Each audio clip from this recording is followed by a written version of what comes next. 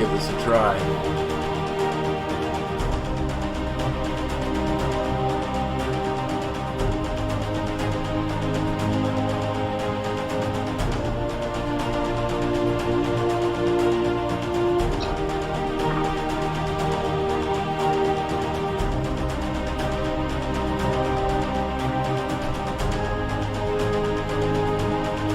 All right, I think we may be live. We're missing Chris and Audrey. Well, good evening, people. I am Tony Rathman, and welcome to Entity Voices Paranormal Evidence. We have, and they just dropped off for a second, we had a little bit of a technical difficulty there. I apologize, but back with us tonight are our other two normal co-hosts, Chris Aldred and Adam Knoedler, and tonight we have a very special arrangement of those because Ron and Morgan have joined us. I guess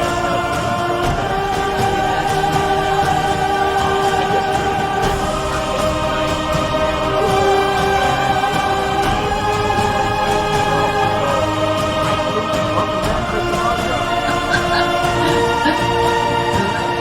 Hello, everybody.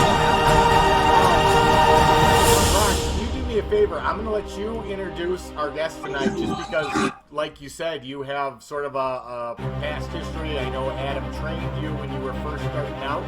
So, Ron, you want to go ahead and introduce Adam for our audience? Absolutely. So, as you guys know, and people who know us may know that we're in New Jersey, I began paranormal investigating when I lived in Los Angeles. And there were two places that I was able to find that had public investigations for people who were new, who never did it before. One, of course, was the Queen Mary. The other one I had first found, or the lady I was with at the time found, was called SIU, Supernatural Investigation Unit.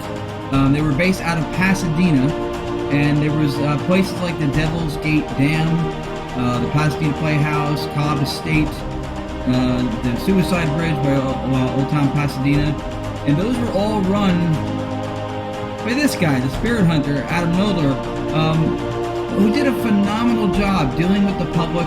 And so for all the ITC and BS and stuff that I spew and that I've learned, I got inspired, I got started, and I got educated out of the gate with not really knowing anything, in large part working with Adam. So it's an honor for us to be here to watch the evidence that he's shared with everybody tonight. So, before we get started, Adam, I know you know Ron, Lourdes, I'm Tony Rathman, below our Chris Aldred, Hey, everybody.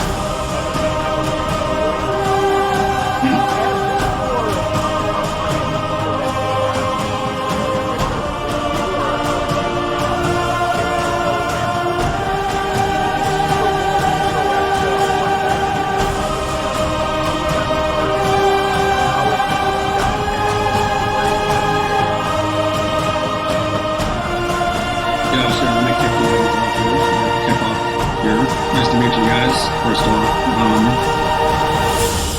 this journey started back when, actually back in 2016, I got more introduced into Reiki healing because I was going through some dark things and I needed some help, insight with my life. But yeah, got into Reiki healing. And when I started to do that, I started to reconnect with my past, like stuff that I hadn't thought about for a long time. When I was 9 years old, I went to bed one night and looking at my nightlight, I looked up at the ceiling and there was a sickle on the ceiling. And earlier that day, we were watching some TV and the Grim Reaper was on episode of something. I forgot what it was, but I just asked my brother, like, who is that? Like, oh, well, when he touches you, you die. Oh, it's fixed. And when I went to bed that night, I thought, like, oh my God, he's in the corner waiting to get me, and all he has to do is just walk over to my bed and I'm dead. Wow. And this progressed over time. This really led me to develop some very bad obsessive compulsive disorders. I went to a Catholic school, and one day, there was a hearse parked in the parking lot of the school recess lot. And I didn't know what it was at the time. I just remembered my instinct kind of going into danger mode. And I just a car looks really creepy. And I don't know, I just when I was playing basketball with the other kids in my class, I felt like that thing kind of just staring at me the whole time. So when we were done, I kind of just walked over to the back and I saw the casket in the back. And I thought, he's coming to get me. That's what this is. He's coming to get me. And then one day, one of the priests had died and the whole school had to go. And we needed written permission to go, or we had to get a written permission to not attend the service. So everybody had to go. So I was freaked out that this Grim Reaper was going to come and get me. And it was 20 minutes before class, so I made a fake note to the teacher and gave it to him about why I couldn't attend the memorial service. Wow. But yeah, I mean, that led to a long history of obsessive compulsive disorders. But yeah, and then there was an MTV show called Fear, and I just remembered that was really cool how they went into haunted places on their own. And then in high school, I got more into it. I was really into the idea of investigating haunted places. And it started with Suicide Bridge, Cobb Estate over in Pasadena. Kids made fun of me, said that there's nothing haunted in Pasadena. And I found out that that couldn't be further from the truth. Right. Going down the timeline here, let's see. Yes, so when I got in touch with Reiki, something had come to me and just said, the whole point of the hearse and everything wasn't to scare you. It was to let you, it was a source of ESP, letting you know that this was going to be, the dead were going to be involved in your life down the road somehow. Wow. So doing all that Reiki and stuff, I figured out the whole purpose to everything there. And also, I have a form of autism that seems to really help me connect with spirit. So every time I see a haunted place or something's not right, my instinct kicks in and tells me what's going on. And I have no evidence or anything, but there's a source of energy kind of pulling me in my solar plexus, letting me know that something's not right. Wow. That's incredible. That's the origins right there. And then, so how long have you been involved in the paranormal? I want to say, 14, 15 years? Longer? Yeah, so it started off 06. I was on and off 06 to 2012. And then I got more serious about it 2013. Up to That's when I met you. I started doing your investigations around 2012, 2013. I think in 12. Yep. And he did at Suicide Bridge and at the Cobb Estate, whatever, he would do 2 investigations a night. I was 8 and 11 or something. And I would always go to the late one. I figured if stuff's happening and it's the early investigation, they have to leave because there's another group coming to the meeting point. But if it's the late one and stuff is happening, we're staying. That's right. And he would run, it was just me and the person I was with, and he would run the whole thing like a pro. He had all his gear. He treated it like it was a VIP, 100 people. It was just, he did it soup to nuts, top to bottom, just perfect. And he's not wrong. Pasadena is a quite active place in a lot of those locations. Wow. Ron was actually the first one to the midnight tour that I created. That was it. Yeah. The Midnight Double Gate Tour, that was the one. So did you start by yourself when you start investigating, or do you have a group? Yeah, so the other part of my origin was my brother and his best friend. There was apparently what's rumored to be an insane asylum that was in Pasadena that was around the suicide bridge. And so they broke in one night to investigate it. And they walked into one room that had a lot of satanic graffiti around it. So there was Satan written on the wall. There was Satan written backwards, and 666 written all over the wall. And there was a kind of like a demonic can with Latin written on it. And so my brother's best friend looked at him, and he was scared straight.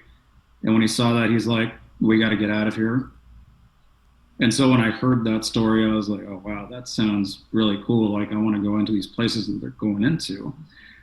So that happened. And then in high school, like, the word that we're doing ghost hunting kind of spread like wildfire, and I attracted a group to go places. Wow, very cool. Sorry, excuse Tony Rathman over here. He's playing like disco. No, I was trying to see if I could see the chat. There's so many. We got like 3 screens here, and I got to keep an eye on every one of them, and it's a little tricky. But no, I could see the chat window before, and now I can't see it, so I don't know if I don't know where it went. But when I tried to pull it back up and I ran my cursor over it, flipped our screen. There it is. Yeah, right there. Anyway, sorry about that. No problem.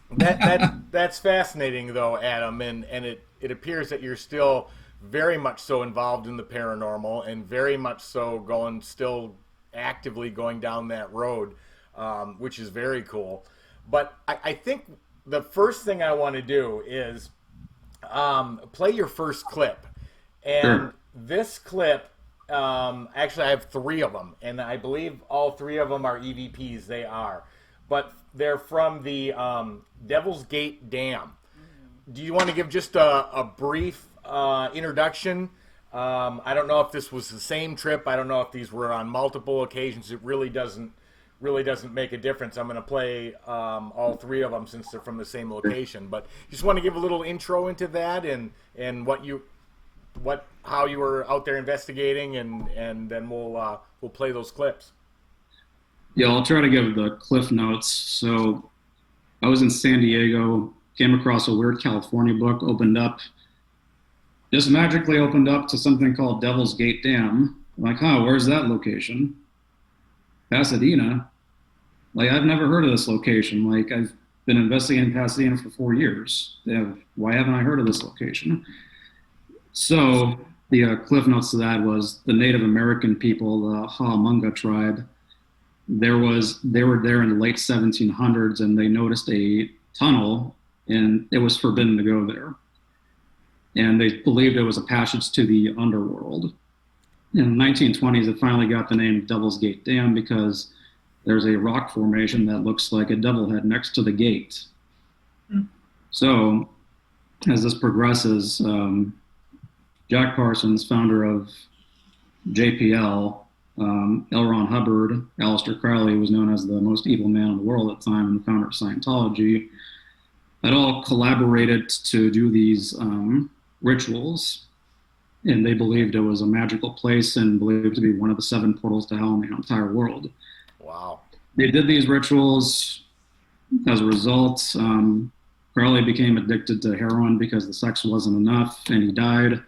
Parsons blew up in his house, and Hubbard took all of his Parsons' money away to go to Florida and open up a business. Years after that, a lot has happened since they've done those rituals, like World War II happening, and a serial killer by the name of Mac Ray Edwards that would abduct children and kill them. Wow.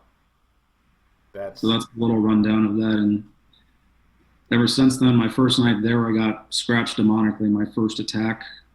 I haven't been scratched since then. That's been the only time so far. So. Wow. So, and I'm going to ask you, before Tony plays the evidence, how far into the Devil Gate entrance did you go? Were you actually inside the tunnel, or was this was all this caught outside? You mean the first time? Yeah, this clip. This clip, yeah. I'm not sure what the clip is. If it's the EVP of the snarl, I was outside of the gate because the gate was closed at the time. Okay. So Yeah, we have three of them. We have a snarl. We have one where you're outside of the shack and they say your name, and we have one that says die. that one was inside of the gate. Okay. That one was inside of the gate all the way at the end. So Okay. is this like a natural form tunnel? Was this something that was? I've never been there, so I'm just curious. Was this carved by man as a mining operation, or is it a natural cave? And does it go actually underground or just into a mountain or rock? So it doesn't go underground, but I assume it's natural, because if the Native Americans back in the day said that don't go in there, then it must have already had been there for a while. Makes sense. Yeah. sense. It's All right, a heavy location too. That was one of the places I went with Adam when I started. And that, you guys have all been there where you kind of feel it, you kind of sense it, feel like you're being watched. It's heavy. That place is really creepy. People, by the way, would complain. They go, "Oh, he's charging whatever for the tour, and it's outside, it's free." I don't know how he found the gate. If you walk this at nighttime through the brush, I could have ended up in Toledo. There's no way to. I don't know how he did it. So he had gear. He showed you where it was, and it is. You'll see. It's a great spot. It's dark. wow. It took me a few Let's watch times. It took me a few times to find it too. I didn't find it the first time, so. Yeah, I've done a little bit of research on the Heaven's Gate. It is a natural formation, and it was even the Native Americans would not enter this location. So this was not a man-made location, Tony. This was a physical formation caused by nature. Awesome. No, I appreciate that info. I was just curious. All right. Well, with that said, let's play the first clip. And like I said, this is an EVP that Adam captured at this location. So here it comes.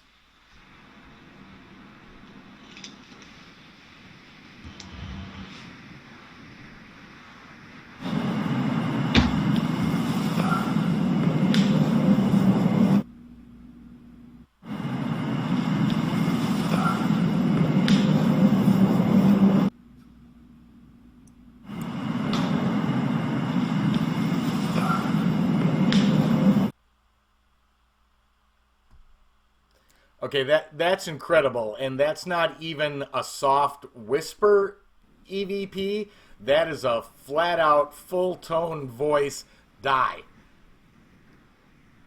Yeah.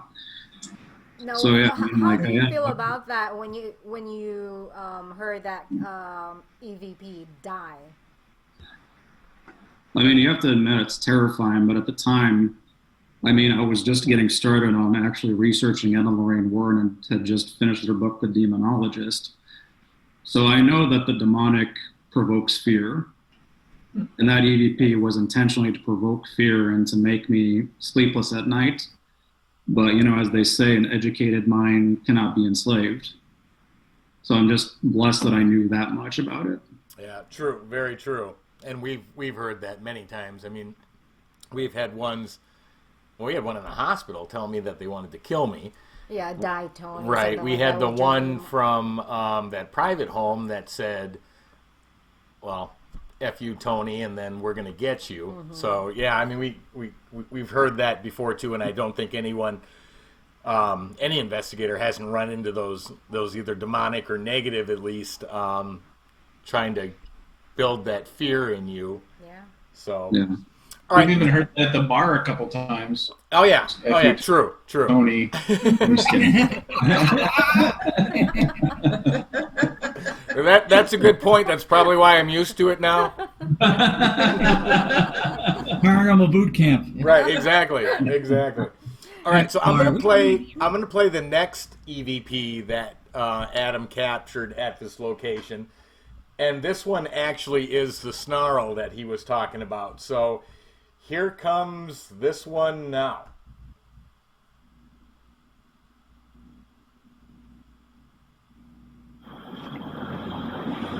Is this hell?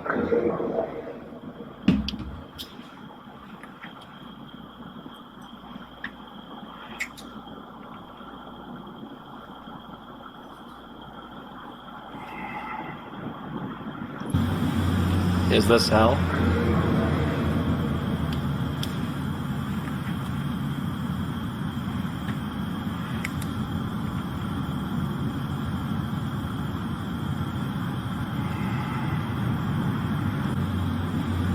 Is this hell?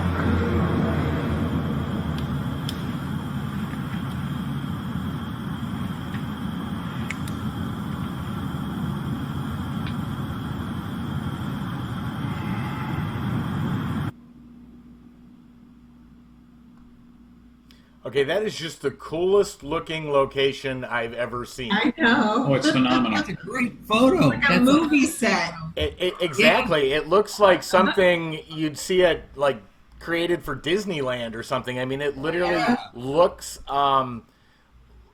it looks like formed. And Now, is this your own photo? You took a photo of this one? No, so credit to my photographer at the time, Robert C. Sotomayor. Thanks, Robert. that's Nice. awesome. That Nice is photo, It Robert. is Wow, that's phenomenal. incredible. Yeah. And I don't think I've ever seen shit like that at Disneyland, Tony. I don't. I just mean it shows like somebody actually carved it. Like, but you're right. Disneyland is missing those attractions for paranormal investigating. Yeah, that would scare the children. I don't think they'd have shit like that. Maybe next year. Maybe next year. And we need an adult Disneyland appearance. Adam, Yeah. that picture, right? The Devil's Head Formation rock. You see it profile. You don't see it so much straight on. Is it the one to the left of the doorway when you're looking at it this way from the picture?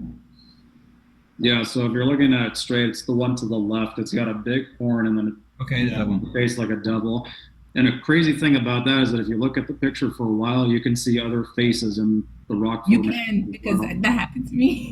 Yeah. But you don't see it from this angle. You have to see it from, like, if you look up on Google, the Devil's Gate Dam, and for the head formation, if you see it from like a side shot where the doorway's off to the right a little bit, it is eerily like a demonic head. It is really creepy.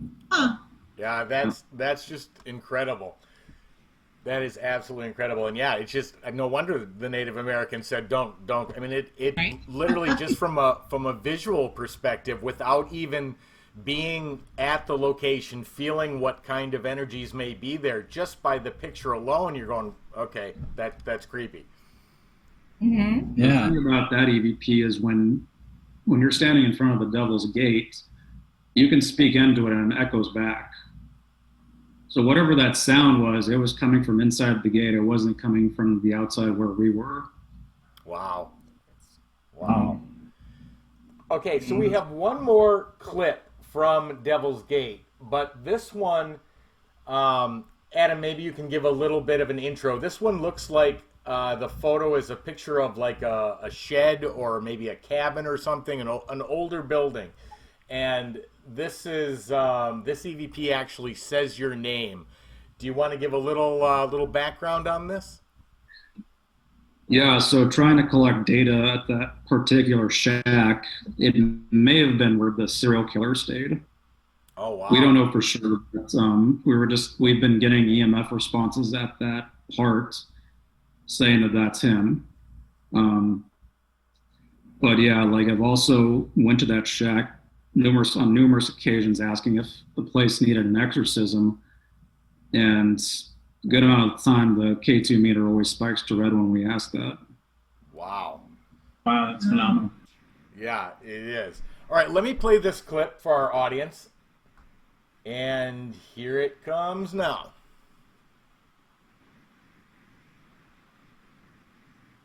I asked if this place needed an exorcism. Does that still need to happen?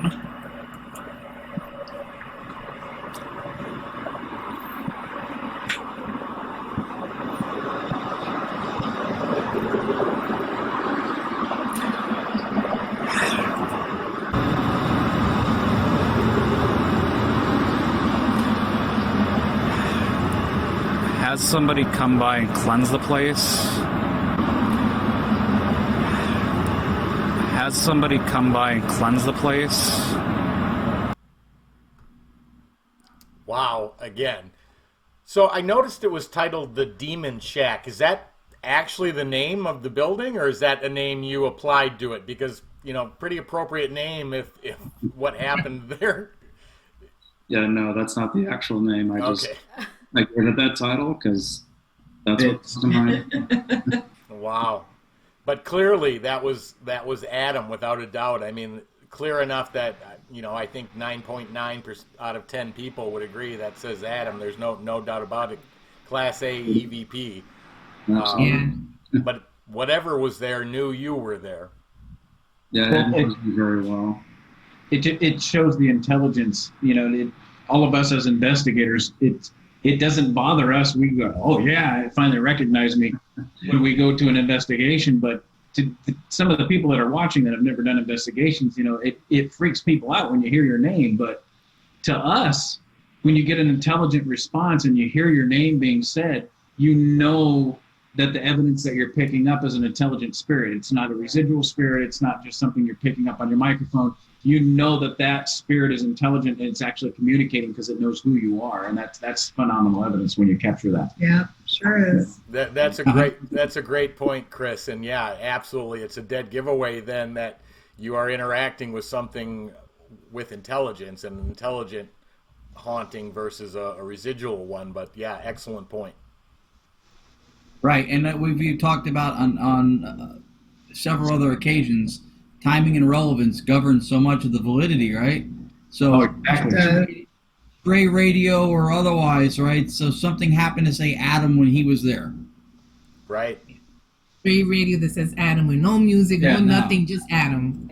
So clear with nothing else. Yeah, right. I'm going with Chris's theory.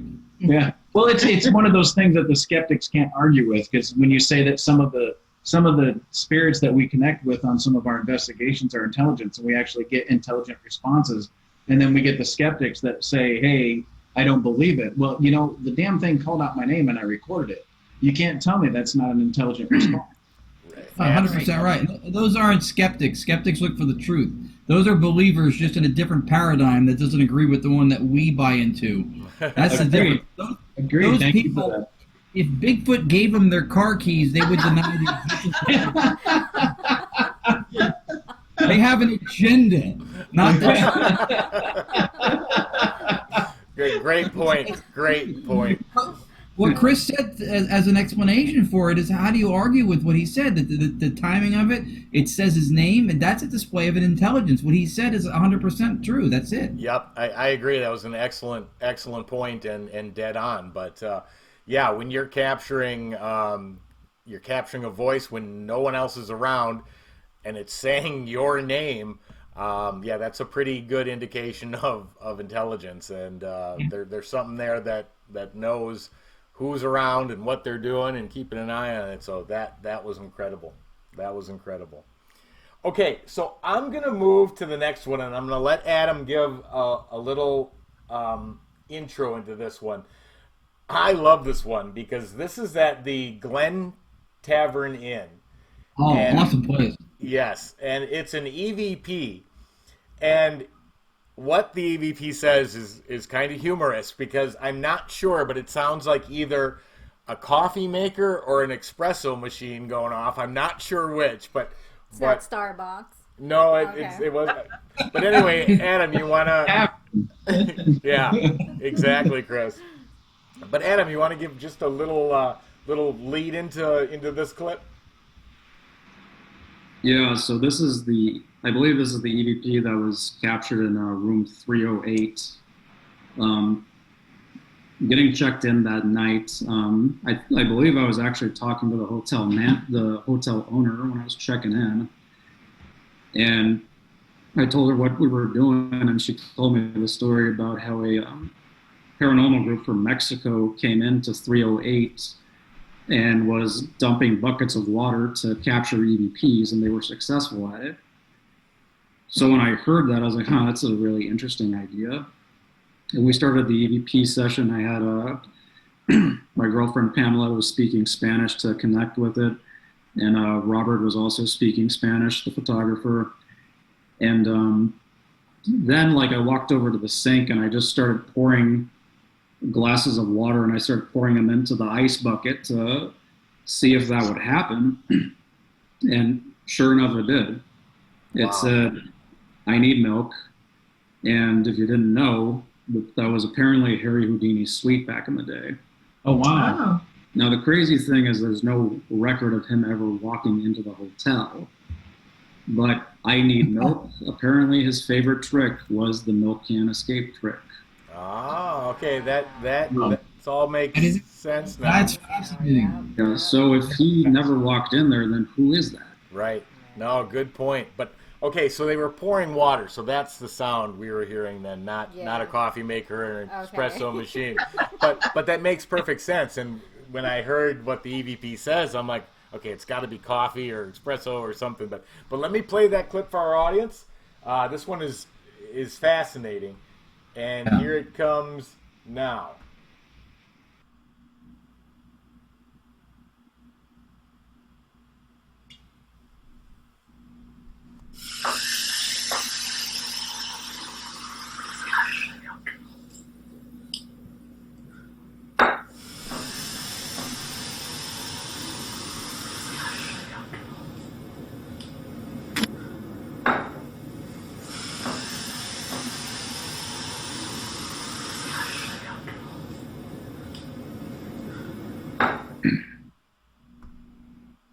Again, just unbelievable, and again, no doubt. Capture. Yeah, great capture, and no doubt what's being said. Yeah, it's so clear. That place is fascinating. I went there before I met Adam, and then a couple years ago when we went back to LA for a week, Adam set it up for us to go.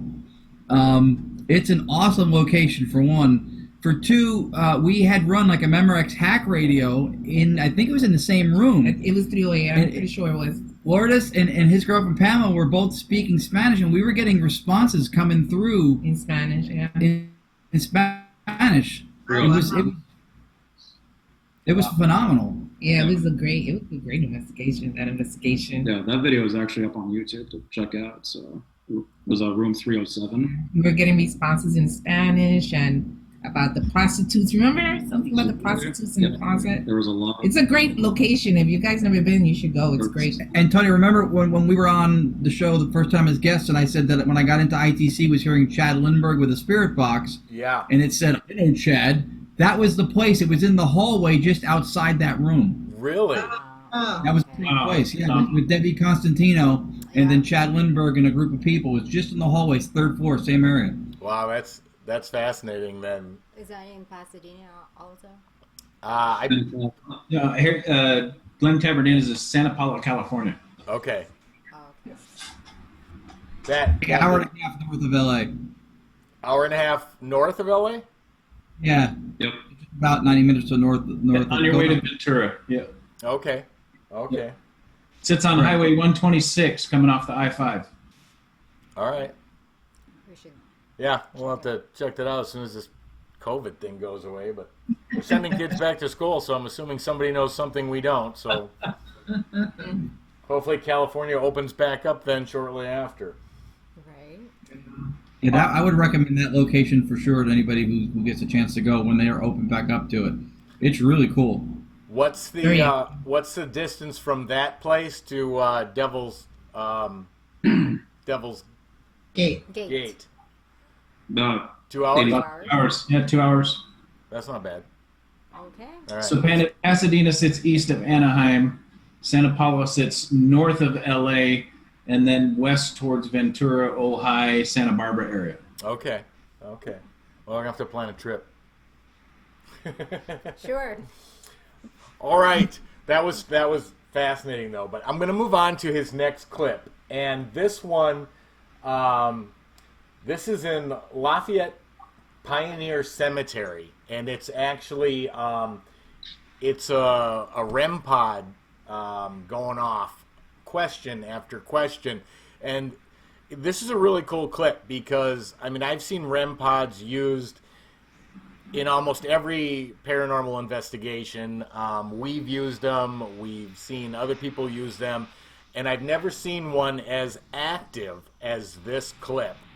Adam, you want to give just a little brief introduction to this? I think this is about a three-minute clip. It was longer when Adam sent it. I cut it down to about a middle section.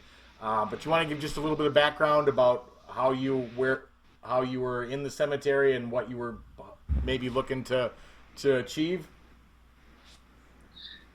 Yeah, so we were actually supposed to investigate that location on September 6th last year. We couldn't, but that was just as good because then we ended up investigating on Friday the 13th. Wow. So I was coming back from work, picking up Pam, my girlfriend, to shoot. And I was trying to give her a call. We were trying to get in touch with each other like 5 times. We were yelling at each other on the phone because neither one of us could hear anything. Like I could hear her clearly, she could hear me clearly, but we couldn't hear each other. And in that phone call, there was whispering in the back. And I couldn't make out what the whisper was, but I mean, like somebody was talking in the back. And when we were on our way there, we were told by the group we were meeting with that there were kids doing a Ouija board in the cemetery. So we entered the cemetery. The dowsing rods told me to go to this part of the cemetery in the clip. And I ran on digital recorder, didn't catch EVPs, but I ran the REM pod, and all of a sudden it started to go crazy. Story with that was Richard Marple killed a beloved store clerk in Lafayette. He was hung for about 18 minutes, and the mom, Anna Marple, screamed out, "May God judge you all," and cursed the town, that the town was going to burn down 3 times. Wow. Wow. Wow. Anyway, here comes this clip, and like I said, this is fascinating. I've seen lots of REM pods function, but never one this consistent and answering question after question, or at least giving a REM pod response to them being there. So this clip is about 3 minutes, but here that clip comes right now, so enjoy. Here it comes. We are the Supernatural Investigation Unit.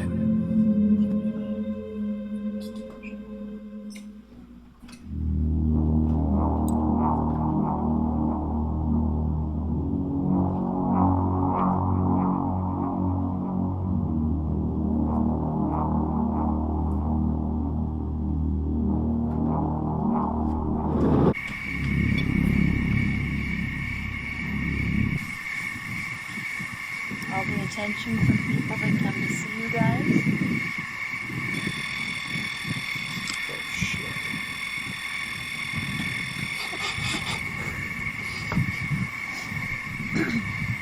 Do you need something from us?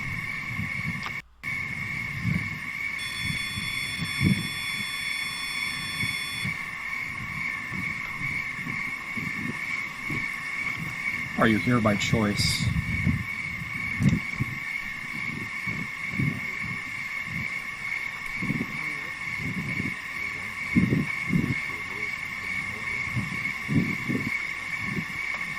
Does that mean you're trapped here?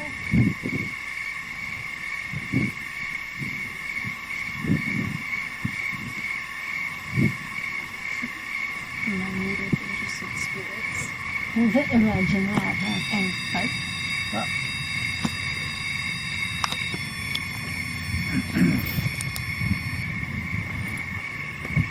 Oh, we have a car crash, it says. Car crash? Literally 2 words, yeah. Facts. What were your words? Car crash.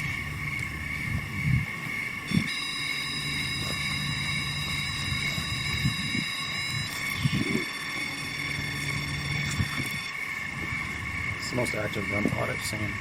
Yeah. Other than the White Hill Mansion? Yeah. So usually it's not going off as much. Not like this. Yeah.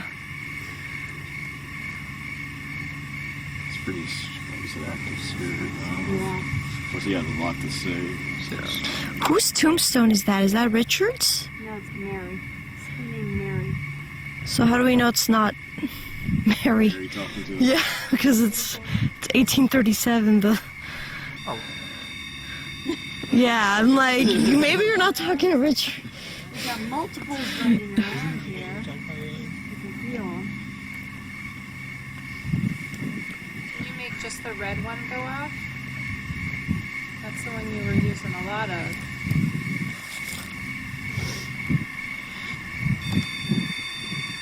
No, wants to be ornery. That's green. Congratulations, red green color blindness. Is this Mary?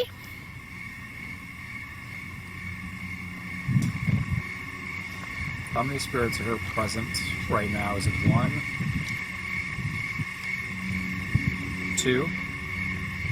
It's Josiah. Nice. There you go. Who's Josiah? That's the tombstone. It's Josiah. Oh, this one right here. Yeah. Oh. No, that's Josiah. So that's his relative. And there's your red one lighting up. Yeah. Now the green. It's never gone off like that. Oh my God. How many years? So it's usually just dead, so. It's usually dead a lot, so. You sure it's not any of us? Nope. Close. Okay. It shouldn't be going off.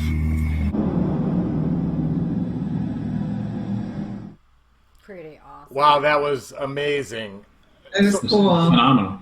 So, Adam, have you ever had a REM pod function like that since that time?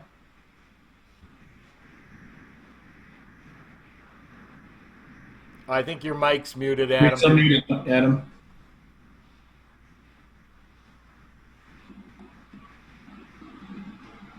There you go. There you We're go. good. Yeah, maybe a little bit. Edgefield over in Troutdale, Oregon. There was some going off there when it came to room 215, and how animals were sacrificed in there. But I'd have to say that was one of the more active times on the REM pod, along with White Hill Mansion with Ron and Lourdes. Wow. That was a good one. Yeah, we brought him to White Hill in South Jersey, and we were setting stuff up. Nobody's really paying attention, and there's a downstairs bar area, and a picture slid across the bar by itself.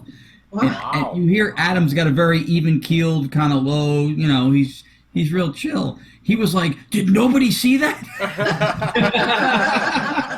Are you shitting me? So like a beer pitcher slid? A picture, like a picture frame. Okay, picture. I wasn't sure whether you said picture or picture. Stand on the bar, and it just moved, and he was like, Wow. That's phenomenal. cool. So I got a question for you, Adam. That one's marked Lafayette. Lafayette, where was that?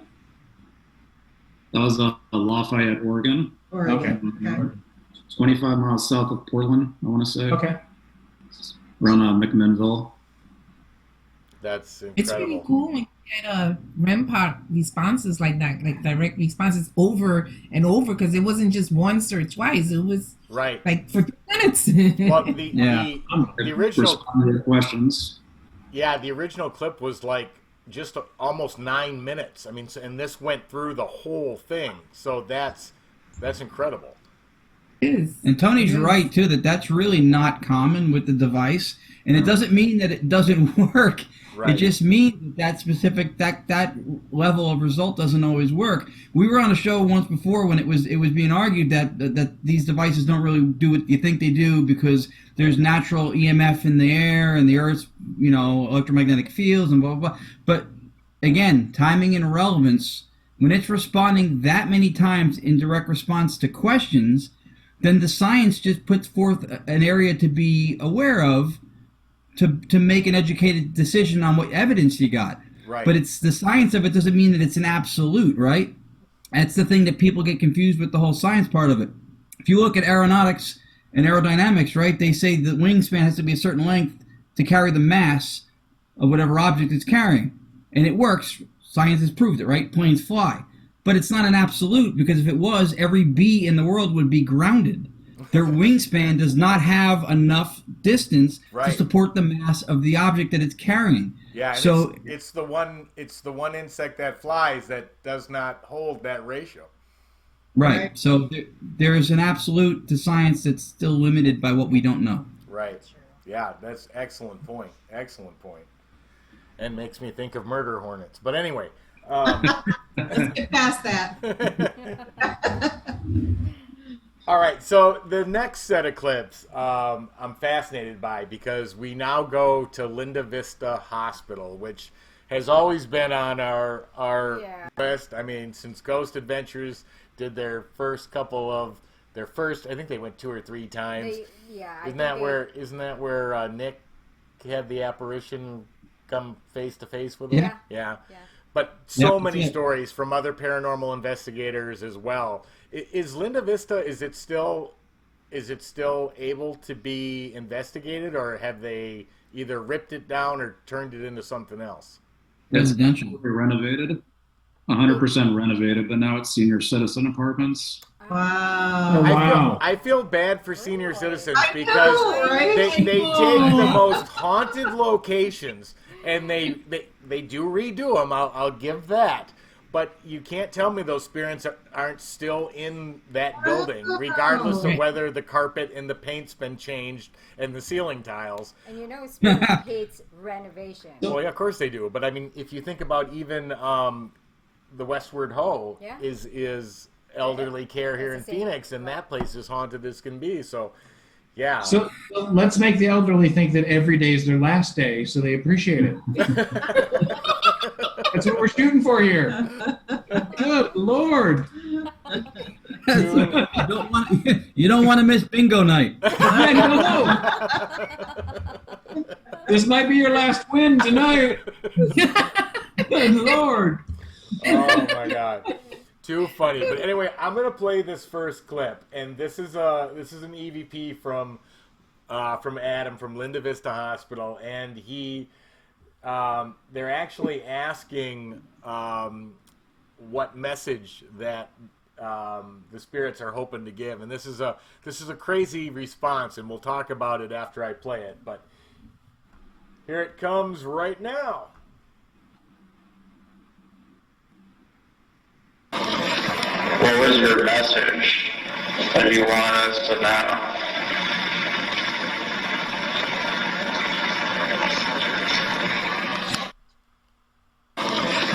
What was your message that you want us to know?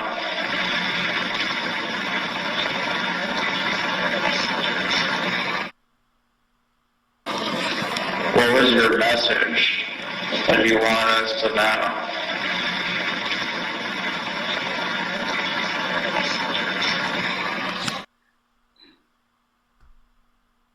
Okay, that's the strangest thing I've ever seen, to ask for a message and then have them reply. So were they expecting to, was that message one of 25 and they had 24 more to go? I was thinking maybe like, we left you 25 messages already, and you don't have anything on. That's a damn phone. When I was reviewing the video with Tony, I heard messengers. Yeah, I did hear that. There's a when you listen to it, it's hard to tell whether they say messages. If you amplify it a little bit, you can hear the ers at messengers. So it either said 25 messages or 25 messengers, but either way, it's amazing. It's an unbelievable response. But that I've never seen anything like that. I've never Messages. 25 messages is a little less frightening than 25 messengers. Yeah. Because you don't know how many messages each messenger has. So, I mean, the multiplication on that, just mind-blowing. But yeah, the story with that one was we were on the 3rd floor, and I was showing people around that floor, and I actually played the skeptic's approach because nothing ever happens to me on that floor. I'm just like, look, nothing happens here. I'll take you around, and we'll get out and go to the more haunted stuff. And just as we were exiting, the K2 meter went all the way to red. I'm like, well, gee, thanks for making me look like a jackass, you know? And it just started spiking. I'm like, okay, like, what do you want? Do you want us to go left? Do you want us to go back? Do you want us to go right? And then it started spiking all the way to red. Oh, wow. So when we look to the right, there's a room right next to us. We go into that room, and then we decided to run the quick burst EVP session, and that came to be. Wow, that's fantastic. Yeah, that's really cool. And it's very, very. That's actually happened to us at the hospital down in Ajo. We always leave a recorder on the 1st floor nurses station, and we always leave one on the 2nd floor nurses station, and then we set up the camera on the 2nd floor because the 2nd floor is where we always get the most activity. But then we go back and review the evidence, and the 1st floor recorded more stuff and more EVPs than the second floor actually did, where we usually catch more stuff. Were you on the second floor though, Chris, when you were recording? Where'd you spend the most time? Second floor or first floor? We spent the most time on the second floor. You know, and that happens. They're always where you're not. Yep. Yeah. Right. So that might have had something to do with it, but a great point. Great point. Okay, so I'm going to move on to his next clip because this is another great EVP, also from Linda Vista Hospital. And this one, the EVP actually says, "Go for it." I don't know, Adam, if you want to say anything else about this before I play it. If you do, go ahead.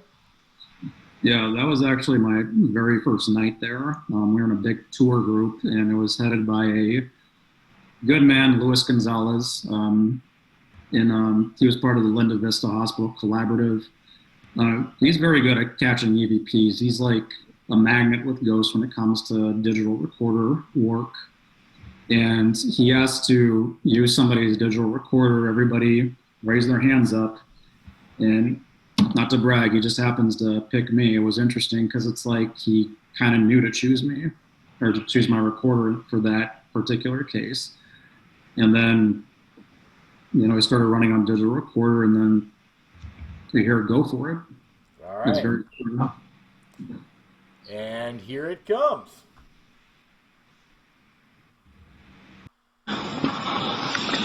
Okay, you good? Okay, yes, I'm good.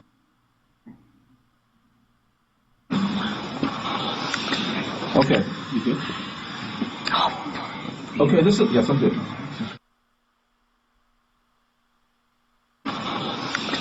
Okay, you good? Okay, yes, I'm good.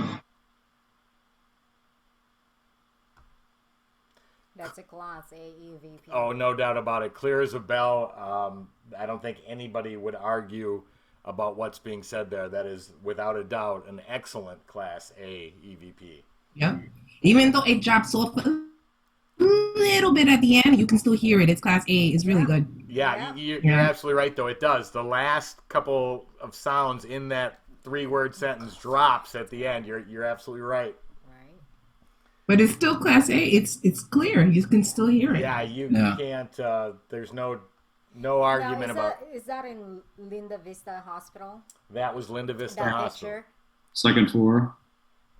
Yes. Yeah, it's pretty. I never got to go there. I've never been there either. That's why I was inquiring if it still can be investigated. But I'm sure the senior citizens. Only if you're 65 plus. Don't you? 3 more years, You're baby. getting there. 3 more years. Hey, let's not push it. I know where I'm going at that age. I'll be doing that. I know, right? And then all the attendants will be like, "Mr. Rathman, go back to bed. It's 2 in the morning." And you're still holding the EVP. Oh yeah, the EVP. Are there any spirits in here? So according to Wikipedia, it now provides a total of 97 apartments for fixed income seniors plus a medical facility. Wow. There you go. Wow. Be old and happy over there. And a lot of the activity there was supposed to be dark too, right, Adam? Because of the history of it was its proximity to being East LA, that there was a lot of violent deaths in the ER, had a lot of stabbings and shootings, and so there was a lot of negativity behind the patients. It wasn't your average HMO crowd. Yeah, so it was a prosperous hospital when it first started. It first started out of the Santa Fe Railroad Hospital. I think it turned into Linda Vista in the 40s, and then 70s, 80s, the gang started to infiltrate LA, and they started to see more stabbings, gunshot wounds. There's that popular Dr. Edwards story where he was trying to save a gang member. He couldn't, and they shot him to death in the parking lot. Yep. Wow. Matter of fact, when Ghost Adventures actually did their investigation there, they had actually, was it 3 or 4 police officers that stayed outside the building while they were inside investigating. Right. Because the area was so dangerous. Yeah. Yep, that is absolutely correct. Yeah. Okay, so this next one cracks me up, and not that it's not a great EVP, it is, but I'm assuming This one is in the Pasadena. Wait a minute, hold on.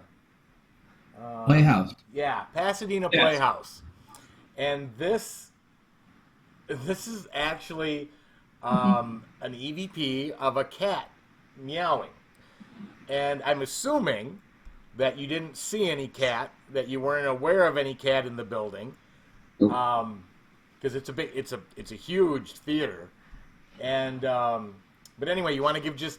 I've probably given all the background away on it already, but anything you want to add to it before I play it?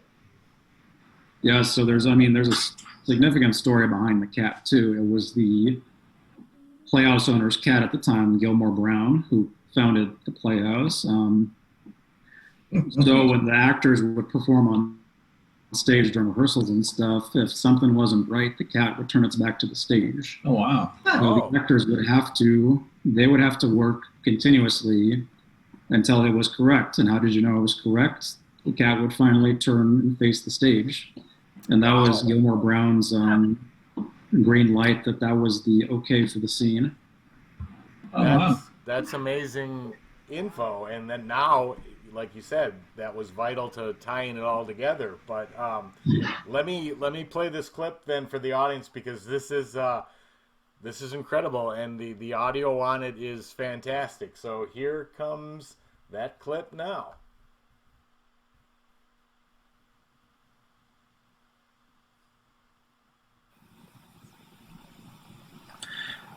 Can you tell us what your favorite parts of the Playhouse was? My favorite. Can you tell us what your favorite parts of the Playhouse was? My favorite. Yeah, no doubt that's a cat meowing, without a doubt. Yeah, definitely. Is that another Robert Sotomayor picture? I know, awesome picture. That is a phenomenal picture. Yeah. He's good, man. Yeah, good amount of pictures I can't take credit for. He gets the credit there, so we're fortunate to have him. Well, I was noticing on... Sorry, Ron, go ahead. No, go ahead. Oh, I was just going to say, I was noticing on all the EVP clips he was sending over, that was the one thing, not on top of the fact that the EVPs were great, but I was looking at those photos. I'm like, what a great shot. How'd they get that? Well, just some incredible stuff there. Very incredible. Yep. And in that same part of the Playhouse, I have smelled the dry cat food as well. Oh, wow. Yes. And that's where I got affected. Remember? Do you remember that? I was going to lead him into that. Yeah, Adam took us there like 4 years ago when we went back to LA, which, by the way, this is the crazy mindset of the paranormal investigator. We went right from that at 2, 3 in the morning right to the airport to fly home. Without sleep. We went from the Pasadena Playhouse to LAX, returned the rental car, and slept on the plane. Wow. And he got us the hunt. We did like a whole big sitting in the one room with like spirit box stuff and whatever. We were walking down a hallway, and you can, when you're tuned in to somebody, right? And I was behind her, and I could something was wrong. I could just feel something was off with her. And she got really badly affected. And then remember, Lilia had to walk her outside, and they had to get her out of the building for a little bit. Yeah, she saged me, and she did some. Oh, wow. Wow. Yeah. Wow. Yeah. Yeah, it was an interesting night. Like, we were doing kind of like a seance down in the green room, and remember That's what we happened. heard the woman crying outside of the green room, but it was strange enough, our audios didn't catch it at all. We had a direct voice phenomena. I ran around the green room, the hallways of it, and there was no woman there. Wow. Well, that's fantastic. Yeah. Sometimes it's the experience that keeps us going back, because you get the experience, you're like, I heard that voice, I want to capture it, you want to get the evidence, I want to post it, and it just keeps driving you to go back to those same locations over and over and over again, and sometimes those experiences are what drive you to keep going. Mm-hmm. It's phenomenal. Very 100%. Very true. Yeah, it's a rewarding part of what you do, especially since we've already gotten to the point, all of us, where we're not trying to convince the person who's agenda driven against all this stuff that the experience is spot on. That's so much of what we get out of it. Exactly. Right. Yeah, so true. So true. But for her, that was not a totally good experience. No. Well, we all have those too. The ones that we're like, okay, I I don't want to have that happen again. You've had that happen too. Oxbow Saloon, you got picked on big time. Yeah. Yeah, and I was like new at it, and it affected me, and it affected me so much. I was telling him, I don't want to go there anymore. I was like, no. I don't want to do this anymore. I was like, no, but now I'm like, I want to go back. Now I want to go back. I know. Last time we were on Oxbow, you have to stop the filming. I had to stop filming because you were so out of it, and you got punched and no, not punched. Pinched. Sorry, pinched. Pinched. I was close. Yeah. She screamed so loud. We were outside. We had taken like a couple-minute break, and we walked outside, and it was the second or third time you got pinched. Yes. You just screamed. Okay. Let me just look at time here. Okay, yeah, we're good. Okay, so the next one I'm going to play is actually, Adam, you were talking about this when you first came on about the suicide bridge. And this is 2 EVPs, and it kind of tells a story about how spirits are not confined to a single location and have the ability to move around. And we'll talk about that after I play this because we know that all too well. But anything else you want to say? Because this is a very cool clip. Yeah, so I'll break it down for you. Back in 2007, this is actually my second investigation ever here. We were going to the bridge quite often because, it's the most accessible haunted location. Second time, I was 18. We brought a Ouija board and a black candle to connect with spirits. I was young, okay? Okay. There you go. Yes. And we all know better now. So we ran a digital recorder while we were doing the Ouija board session. And you hear the scariest yes response you'll ever hear. And then a month later, I visited my friend in Sonoma State University, looked up haunted places. There was Sonoma Mountain Cemetery. So we went there that night, and when we reviewed the recorder, we're like, that voice sounds so familiar. It sounds like the voice that was on the last investigation. And sure enough, it was. Adam, you had a pretty educated guess on who you thought the voice belonged to when they were alive, right? I don't remember. As far as I'm concerned, I thought it was something demonic that came through the Ouija board. Because, they can play mind games like that. This thing traveled 400 miles. Yeah. I might be confusing it with two, because I thought you said at one point you also had gotten Jack Parsons coming through there. Oh, okay. So, yeah, what Ron was talking about was that same area where we did the Ouija board session about if you walk like, I want to say 20 yards down that same area, we did a lot of spirit box sessions where it sounded like something from Devil's Gate was coming through. It said it was from the dam. Wow. And actually, I don't even know. I've never heard Jack Parsons' voice, but for some reason, I think it's him because I heard this voice over at the dam too. And my mind was telling me, I think that's him. Wow. I thought I confused it with that one, but I remember that too. Oh, yeah. I know what you're talking about, Ron. All right, well, let me play this one. I think this one's just over 2 minutes, but it's a great clip. Adam explains a lot of what he just covered, but let me play this for you, and you'll be able to hear that voice. Here it comes. We are the Supernatural Investigation Unit.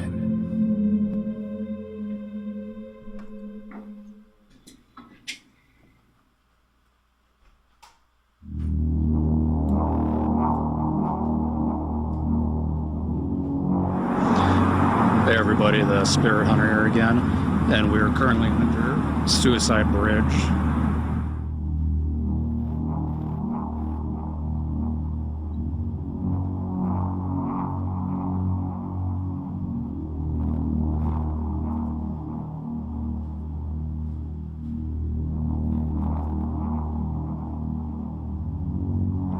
So about 10 years ago, when I started doing paranormal investigation, I was unfortunately introduced to the Ouija board. And on my second investigation ever, a friend and I decided to go ahead and use the Ouija board as a communication tool. This is the area where we decided to go ahead and use the Ouija board. So we did the Ouija board session right here, and we decided to use a black candle for the session. We used a digital recorder during the Ouija board session, and about 14 minutes into it, we got the scariest yes response you'll ever hear. Have I seen you before?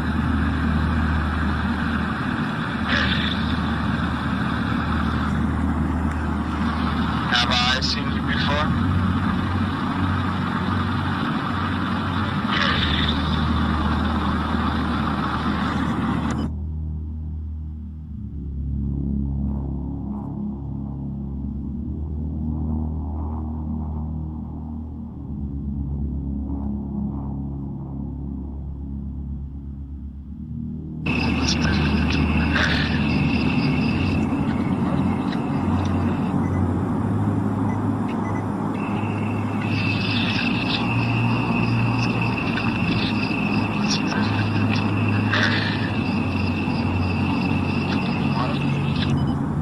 That's one.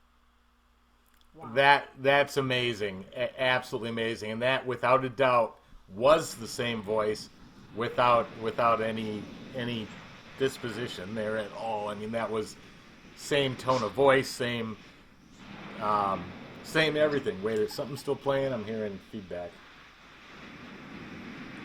I don't think so. I don't think so.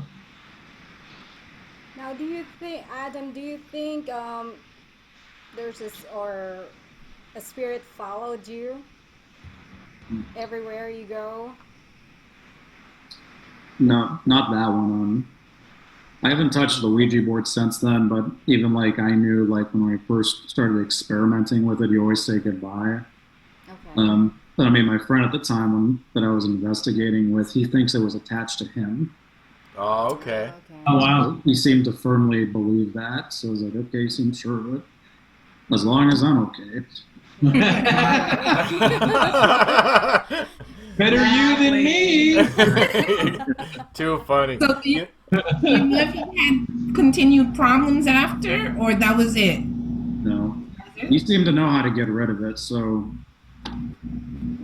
everything was great. That location was one of the places when I first started doing stuff in the very beginning with Adam, that you go on the tour and people think, and Adam, you can explain this, people think, oh, we're going to spend time walking along the top of the bridge and the view, and he's like, no. We spend 5 minutes on top of the bridge. The other 2-3 hours, we're going down there. And you walk the whole mountain area to get down to where you're way under the bridge. Explain to everybody why that is. And people never expected to not be on the bridge and to be under it. Yeah, that's because that's where all the suicides happen. Or I mean, like, from where they jumped, that was the last moment, but where they splat, that's where they died. And on top of that, if you didn't know, that Devil's Gate is connected to Suicide Bridge. The Arroyo Seco River that flows from Devil's Gate also flows under Suicide Bridge, so there's a connection between the two. So the energy from the water would definitely give that definite connection. Yeah. We seem to be getting some feedback from somewhere. Spirits, maybe? I'm not sure. Well, I'll turn on the air. Let me shut it. Okay, yeah, maybe that. It sounded. I couldn't tell if it was ocean waves or traffic or. Ocean waves. Well, Devil's Gate. Ocean waves would be nice. But... okay, Is that yeah, better? I think that was it. Yeah, actually, it's fine. Yeah, that was perfect. And that was it. Okay. So my question to you, if I could ask a quick question. When you was doing the Ouija board, what was the significance of having a black candle? It was my friend's idea. I didn't know what the black candle represented. I think it was supposed to bring forth more spirits. I'm not sure, but I mean, it worked. Yeah, it definitely worked. for good or bad, it worked. Whichever one you were looking for. Do you still use Ouija board? I haven't used it since. No, I don't blame you. Yeah. Especially mixed with a black candle. Black candle in the Wiccan philosophy is it pulls into the dark energy. So yeah, you mix a Ouija board with a black candle, not a good combination. That was the reason why I was asking.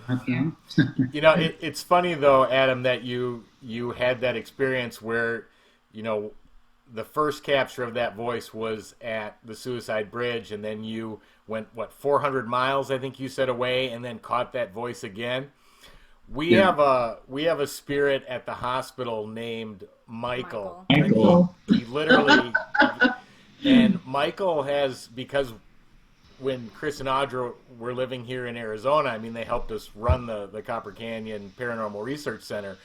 But I think you guys, when you were down in Tombstone, I heard an EVP you had captured that we played, I think, on the very first show we ever did that sounded like Michael's voice.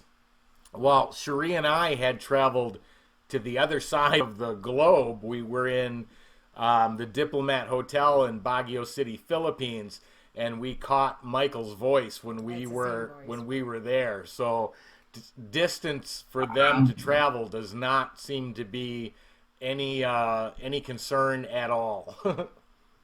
No, we were in Tombstone, and we were at the Watt & Tarbell's mortuary, which was the original mortuary in Tombstone prior to Tombstone becoming a town. It was the original building, and we were doing a spirit box session where I actually picked up what seemed to be a dark entity that we were communicating with, and Michael actually interjected. Mm-hmm. And it was the same exact voice that we had picked up at the hospital numerous times, and Tony actually has recording of it from the Diplomat hotel in the Philippines. Right. Yep. And then we actually have the original recording of Michael on our website and on our YouTube channel.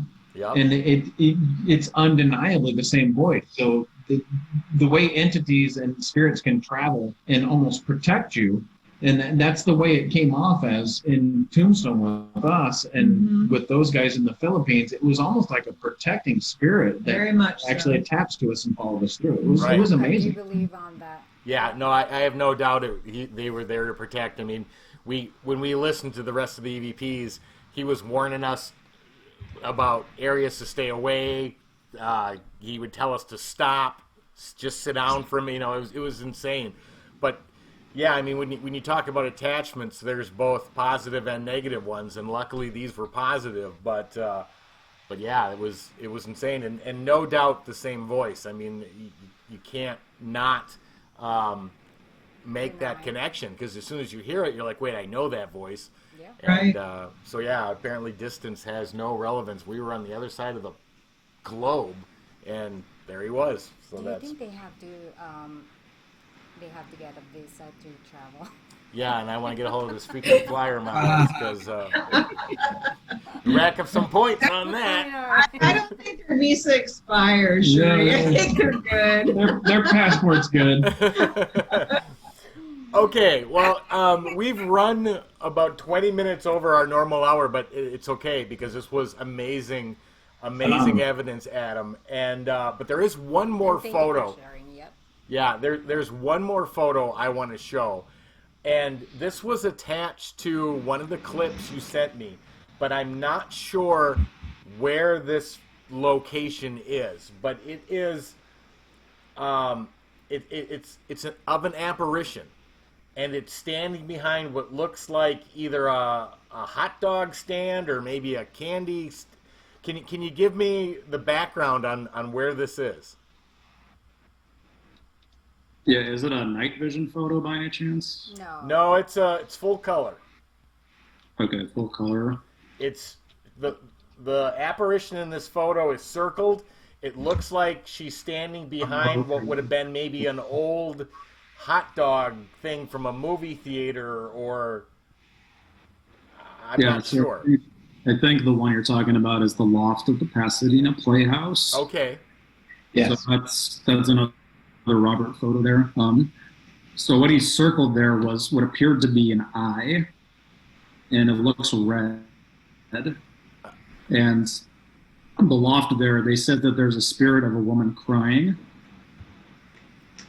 Okay, I'll tell you what I see. I see a full-bodied apparition with her arm like this, bending over, looking into where like the hot dogs would be. So I think that was done at a slow shutter speed, so that may have been one of our guys. Really? Sometimes he shoots the camera at a slow shutter speed, and we walk away, and it kind of looks like a full body apparition, but it's not. Okay. Yeah, there's somebody standing to the left of the photo who almost has an opaque look for the same reason. That was going to be my question, was if something was done with the photography when it was taken. Yeah. Okay. Slow shutter. The person in the shorts, that I see. That's not what I'm looking at. Let me post this photo. Here it comes. On the other side.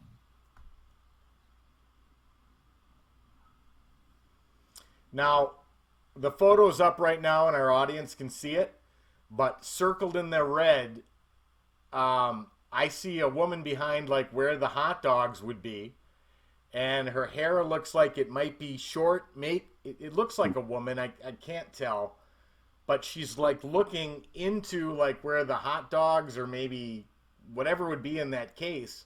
It looks to me like she's actually looking into it. Mm-hmm. Huh. Well, no, yeah, here, I mean, like he showed me, it just looks like an eye in the here, the eye, and it looks red. I mean, I see the eye that you're talking about. Yeah, It looks like a close up of an eye. Yeah, But I can't now, see, yeah. now And look slightly to the left, and you see the woman bending over, looking into like where the hot dogs would be. I see what you're. You see, yeah. You do. Yeah. Oh, So you okay. think that's a shutter, Adam, or what is that? You think? Because I see that. I don't know. I have to take a closer look at it because I'm focused on what I was trying to present to you guys was the eye, but I mean I have to take another look at the photo then. Yeah, I See see what the you- eye. I see the eye now, but the first thing that I was drawn to was this woman looking partially see-through, looking into what looked like what hot dogs would be served out of in about a 1970, maybe 80 concession stand type thing. Or raisinets. Raisinets have been around since 1940. Maybe she was looking for some chocolate. Could be. Hold on for a minute. I See- don't think. I our see what you're audience can saying, see though. the That's photo. a phenomenal catch. That's I see the eye big time. I don't think they can see Mhm. And the eye, I can kind of see it looks to me like a big alien head. Yes. It looks alien, Okay, hold, right? Yeah. Yeah. hold on 1 second. The audience It has is like a saying they big- can't see it, so. Janie Barrows is saying she can see it. Okay, Yeah. it should be up. It should be up now.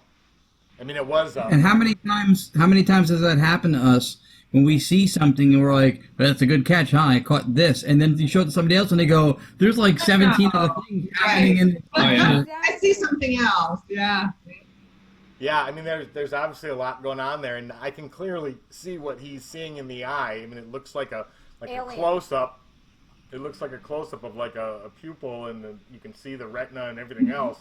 But like I said, my eye then goes right to that woman, looking like she's looking for raisinets in the box. Yeah. Right here. Right. Yeah, that's her face, hair, ear, shoulder, arm. Yep.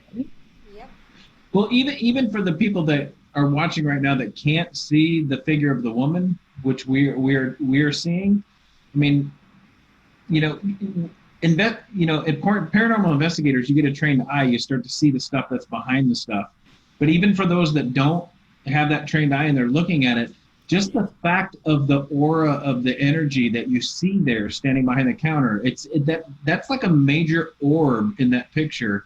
If you can't depict the woman in the picture, those of you that are watching, just the energy of the glow of the aura caught in that picture alone is phenomenal. No, I completely agree. I'm going to transition back to us for a minute. I'm going to try to see if I can zoom in on this a little bit more and bring it back up Anthony Simonelli's request. Yeah, Anthony's asking if we can zoom in. So Anthony's asking if we can zoom in. I'm gonna. He asked you too much, man. Yeah, he's No, I he's the don't one mind. that called. I don't mind at all. Yeah. I'm just gonna see if I can. Put on your readers, Anthony. I got mine. Exactly. Mine are right here. Let's see if Chris is right though too. That the aura alone is eye catching. It's impressive. Okay, so what I'm going to do is I'm going to bring the photo back, and I'm going to zoom it so that the eye comes out, and that the top of the picture is right at the head of the woman looking in. So let me bring the photo back. There it is. So like at the top of the photo is like the top of her hair. I can't tell if that white thing is in her hair or if that's in the background of where the eye is. But you can see her eyebrows, you can see her eyes, her nose, her mouth. It looks like she's wearing some sort of short sleeve dress. Almost like a 50s candy girl outfit that would work at like a... Not that candy girl. Not that kind of candy girl, like at a soda shop. Some kind of code message there. We just switched to paraporn on this show tonight.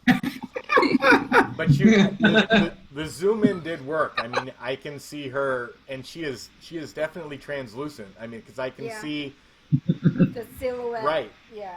Mm-hmm. She's hot.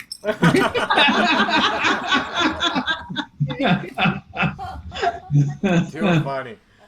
She can throw me to my seat. Really. Yeah, it's a cool shot though, and like you were saying, Chris, there's so strange luminosity in the photo itself that you could probably spend half a day just going through other stuff that's happening here. And if you look at the zoom in the portion that you did, Tony, you can say this is almost a giant energy orb, but you can see where it cuts off at the countertop. Yeah. Right. It doesn't completely go down to the floor, so that alone is phenomenal evidence. Yeah, it's really cool. But all right, I'm gonna switch back over to us.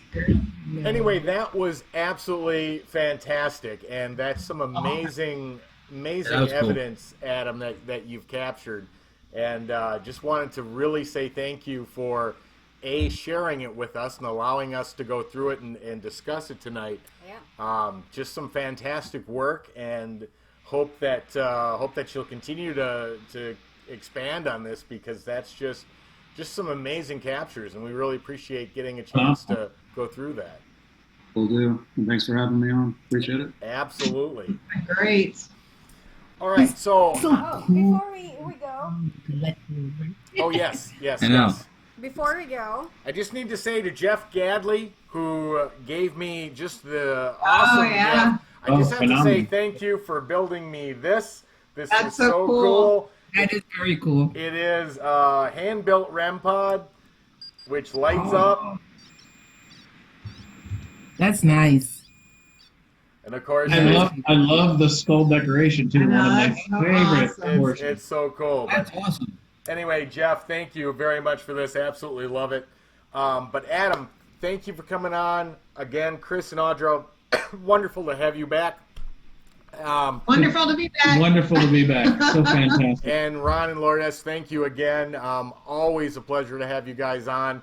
Very much. But thank you, everyone. With that said, I'm just going to stop our live feed as soon as I can get to the right screen to do that. Stay haunted, everybody. Yes. Yeah. Well, I lost it. Hold on. Where'd it go? don't close them. I can't. Hold on. Jeff said you're welcome, Tony. All right. Thanks, Jeff. I cannot bring up this page to shut it off. So we are still live? We are still live at the moment. Until live. Woo! We're back! You thought we were gone, but we have returned to haunt you like old people in a I have to exit this. It is hiding behind a window somewhere. Where is it? Tuesday night, shuffleboard and spirit box. Shuffleboard and spirit box. Tuesday. We can actually see you on the feed playing with the windows, Tony. That's awesome. Yeah. Yeah, the problem There's a is waterfall. That was awesome. How's this for crazy? I cannot bring up Facebook to stop it. Oh, just go. Paranormal. Go there. Tracy Austin is laughing at us. Where did it go? Hi, Tracy. Hi, Tracy. All right, we are just going to continue to keep flip. showing this waterfall picture. A couple's dance off. No, We're gonna no scare the good. hell out of you, then we're gonna put you at ease. Okay, I'm just gonna. Honey, that will only close the window. All right, I'm just gonna shut it all down because I can't get this to stop. So, thank you, everyone. Appreciate all of you tonight. This was a great show, and everybody, like Chris said, stay haunted. Have a wonderful evening, and Thank you, we'll Adam. talk again Ron soon. and Loris, it's been a pleasure. Thank you. Always, always. Thank you. Thanks for letting us be here for this, too. This was awesome. Have a good night, everyone. Bye. Good night, y'all. Bye. Bye-bye.